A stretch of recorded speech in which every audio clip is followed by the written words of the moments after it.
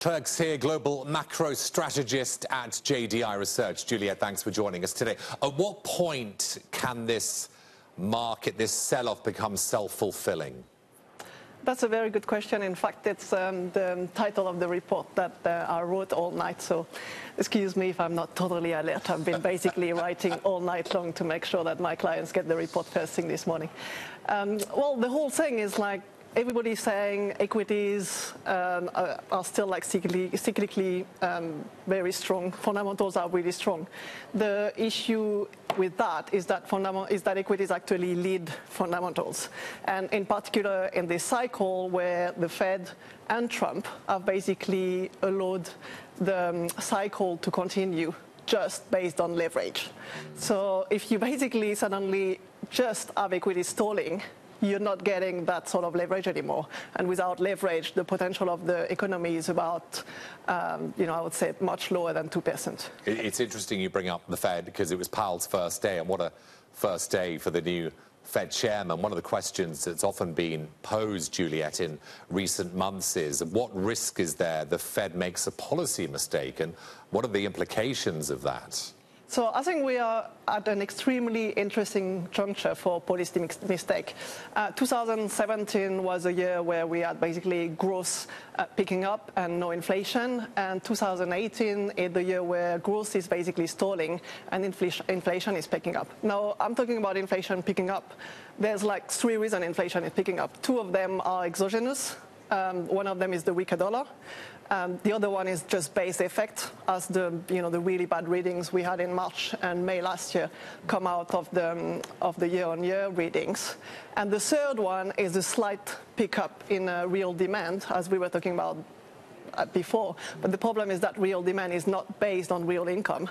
It's based purely on leverage, and basically equity is going up. So you basically have like a system which is like you could call it a Ponzi scheme. As soon as equities stop going up, the consumer is going to deleverage, and without leverage, there's going to be no growth. So what is Powell going to do? Like in 2012, he basically said that he was worried about the Fed pushing the consumer to increase its risk-taking, and that it should be a cause for pause. Well, let's see what he does now that risk-taking is basically the only reason why the cycle has kept going for the last 2 years, basically. But Juliette, these were all issues that we were considering yesterday before this 3 p.m. market event. How closely linked was this market event to underlying economic issues, to concerns about inflation, concerns about a new Federal Reserve, concerns about the Trump administration and policy, for example? And how much was it just something that was, completely divorced from all of that?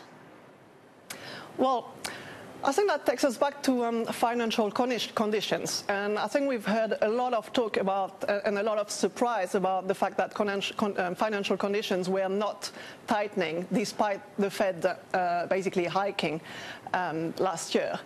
The problem with financial conditions is that they don't tighten until they do. And it's sort of like all at once. And I think that's what has started to happen this week, and why I would actually recommend starting to buy the 5-year treasuries. Because I think we are now like late cycle, and basically financial conditions, equities are telling us that, real yields have gone too high. And for sure, if real yields are too high for equities, they're going to be too high for the consumer as well. So a 4% drop for something like the S&P 500 index, was massive in a context where we hadn't seen a 1% move in so long. There was a time, however, that 4% would just be a little more than normal, So I'm curious as to whether this will engender nervousness in investors in other asset classes, or are professional investors sort of wise enough to know that this may not have any kind of impact, there may be no contagion in other asset classes? I suppose I'm trying to get at, is this a signal of something else? Well, I think on that question, time will be the essence. Basically, if the consumer, if stocks recover and keep going up in the next, say, 24 hours to a week, the consumer will barely see that he's basically losing money on his investment, his investment, and we might see no effect at all.